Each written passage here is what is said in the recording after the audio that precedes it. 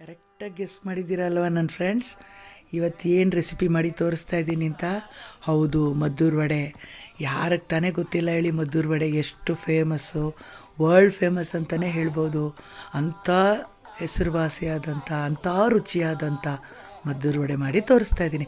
ಬ್ಯಾಂಗ್ಳೂರು ಮೈಸೂರಿಗೆ ಹೋಗೋ ದಾರಿಲಿ ಮದ್ದೂರಲ್ಲಿ ಆಲ್ಮೋಸ್ಟ್ ಯಾರೆಲ್ಲ ಟ್ರಾವೆಲ್ ಮಾಡಿರ್ತೀರೋ ಅಲ್ಲೊಂದು ಹಾಲ್ಟ್ ಮಾಡಿ ಮದ್ದೂರು ವಡೆ ತೊಗೊಂಡು ತಿಂದು ಎಂಜಾಯ್ ಮಾಡೇ ಹೋಗಿರ್ತೀರ ನನ್ನ ಪ್ರಕಾರ.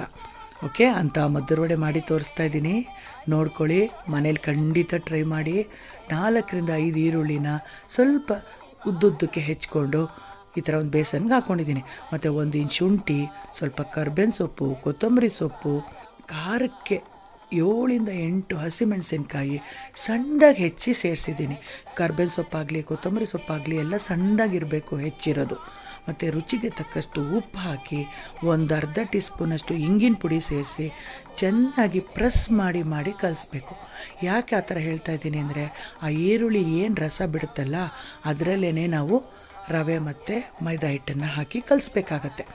ಮತ್ತು ಮಿಕ್ಸಿ ಜಾರಲ್ಲಿ 1/4 ಕಪ್ಪಷ್ಟು ಕಡಲೆಕಾಯಿ ಬೀಜ ಮತ್ತು 1 ಟೀ ಸ್ಪೂನು ಧನಿಯಾ ಮತ್ತು 1 ಟೀ ಸ್ಪೂನಷ್ಟು ಬಿಳಿ ಎಳ್ಳು ಕೋರ್ಸಾಗಿ ಪೌಡ್ರ್ ಮಾಡಿ ಸೇರಿಸಿದ್ದೀನಿ. ಒಂದು ವಿಪ್ಪರ್ ಸೈಡಲ್ಲಿ ಜರ್ ಅನ್ಸ್ಬಿಟ್ಟು ಹಾಕಿ. ಮತ್ತು 1 ಕೈ ಮುಷ್ಟಿಯಷ್ಟು ಸಣ್ಣದಾಗಿ ಪೀಸ್ ಮಾಡಿರೋಂಥ ಗೋಡಂಬಿನ ಸೇರಿಸಿದ್ದೀನಿ. ಗೋಡಂಬಿ ಹಾಕೋದ್ರಿಂದ ಭಾಳ ಟೇಸ್ಟು ಎನ್ಹಾನ್ಸ್ ಆಗುತ್ತೆ. ಸ್ಪೆಷಲ್ ಮದ್ದೂರು ವಡೆ ಅಂತ ಕೂಡ ನೀವು ಕರಿಬೋದು. ಆಮೇಲೆ 1 ಕಪ್ಪು ಬಾಂಬೆ ರವಾನ ಸೇರಿಸಿ 1 ಕಪ್ಪು ಮೈದಾ ಹಿಟ್ಟನ್ನು ಸೇರಿಸಿ ಚೆನ್ನಾಗಿ ಮಿಕ್ಸ್ ಮಾಡಿದ್ದೀನಿ. ಆ ಈರುಳ್ಳಿ ರಸದಲ್ಲೇ ಹಿಟ್ಟು ಕಲಿಸಿ 2 ಸೌಟಷ್ಟು ಕಾದಿರೋಂಥ ಎಣ್ಣೆನ ಸೇರಿಸಿದ್ದೀನಿ. ಮೀಡಿಯಮ್ ಸೈಜ್ ಸೌಟು, ಈ ಪಲ್ಯ ಗೊಜ್ಜು ಎಲ್ಲ ಬಡಿಸ್ತೀವಲ್ಲ ಆ ಸೈಜ್ ಸೌಟಲ್ಲಿ ಎಣ್ಣೆನ ಸೇರಿಸ್ಕೊಳ್ಳಿ. ಆ ಎಣ್ಣೆ ಹಿಟ್ಟು ರವೆ ಹೊಂದಿಕೊಂಡು ಎಳ್ಕೋಬೇಕು, ಆ ಥರ ಕಲಿಸ್ಬೇಕಾಗತ್ತೆ. ಆದಷ್ಟು ಸ್ವಲ್ಪ ಪ್ರೆಷರ್ ಬಿಟ್ಟು ಕಲಿಸ್ಕೊಳ್ಳಿ. ಆವಾಗಲೇ ನಿಮಗೆ ಒಳ್ಳೆ ಕನ್ಸಿಸ್ಟೆನ್ಸಿ ಬರುತ್ತೆ ವಡೆ ತಟ್ಟಕ್ಕೆ.